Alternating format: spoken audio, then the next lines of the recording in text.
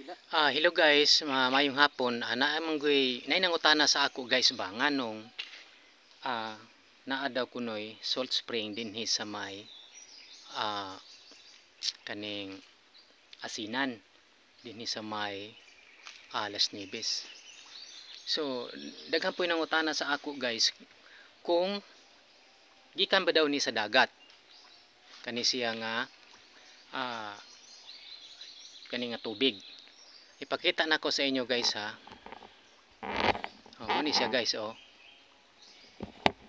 muna siya. Muna siya.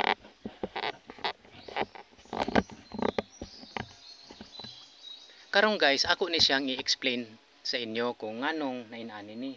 Ang tinuod gid ani guys, base sa kanang geology nga mga pamaagi o explanation ani. Kani siya nga tubig guys, dili ni siya diri gikan ni siya didto sa layo sa mga bukid nga naa nang bukid sa sibagat nga posible siyang natrap. Ang tawag ana is aquifer. Ang aquifer nabuhat na siya millions of years, na apoy thousands of years. So gikan na siya sa bato nga kanang porous. Ang kanang porous rock kuana siya gikan na sa mga volcanic ash nga nimbuto sa una pang panahon nga mga milyon-milyon na katuig.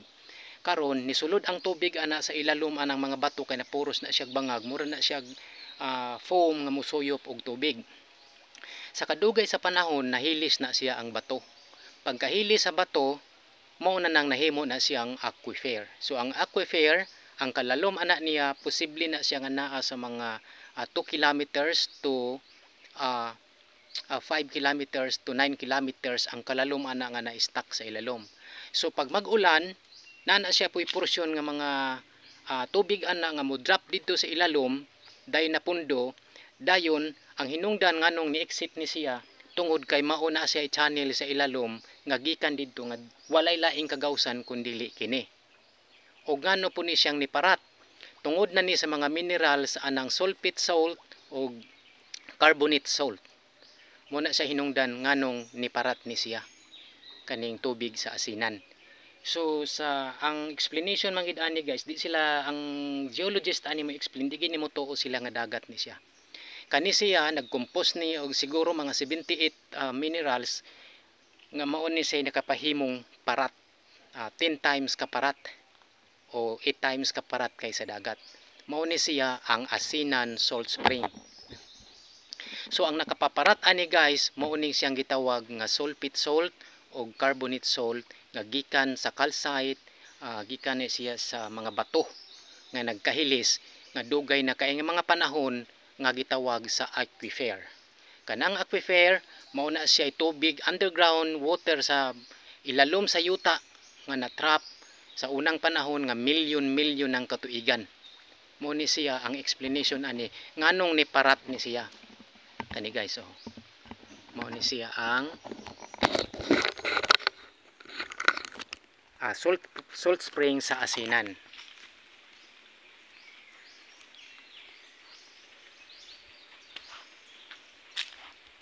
Mani siya guys. Nya, gabi ni siya kaparat. Pait-pait na siya sa kaparat. Tabi po. Mani siya. Mo ni siya nga nahimo diri nga tungod kay wala siya laing exit. Diri siyang exit tungod kay natrap pod siya sa mga stratum sa ilalom sa yuta nga natrap sa mga stratum, ang pwede niyang ka-exitan dinhi siya ni buto ni siya tungod sa gitawag nga hydrostatic pressure. Wala man lain siya kagawsan nya gadugang-dugang ang tubig sa sigig ulan, gadugang-dugang napuno na siya bugat na gikuan sa pressure mo nang diri siya nilusot. Tungod pod sa kadugay sa panahon nga nangahilis ang mga bato nga produce og mga minerals nga makapaparat, especially kanang sulfate salt o kanang carbonate salt mo ni hinungdan nga nagparat. Karon ato siyang i-test kung tinuod ba siya nga kana nga mga chemical content nga mga minerals content, halimbawa anang carbonate salt, kung tinuod ba gid ni siya. So ato ni siyang testingan og test.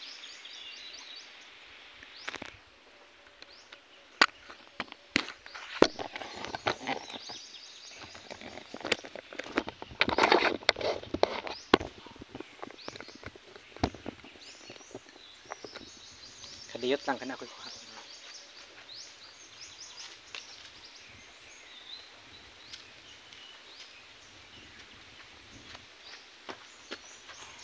So kani siya tubig ang sud ani.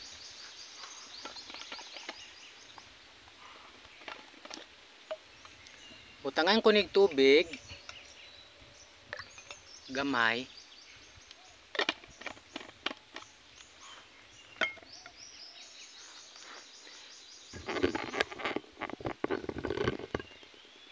Dayon magkuha po kog dagat ani. Kaning parat diri or kanang giingon nilang dagat pero di siya dagat. So ato siyang butangan.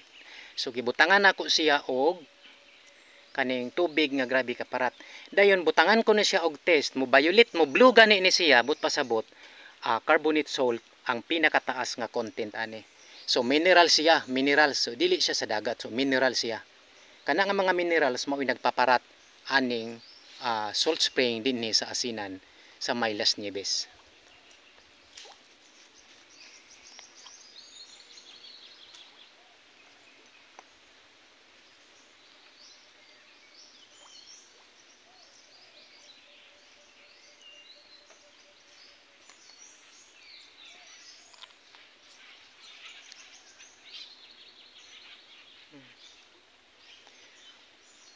So ni blue siya guys. Buot pasabot ang kani nagpaparat ani tinuod yod nga mao ang carbonate salt o carbonate salt o sulfate salt. So moro to guys, hinaot nga nakaibalo na mo og unsa gihinungdan nganong nainani ni siya diri, nganong parat ni siya kaning gitawag nga asinan salt spring. So ayaw kalimot guys, i-share ang videos para pod makahibalo ang uban.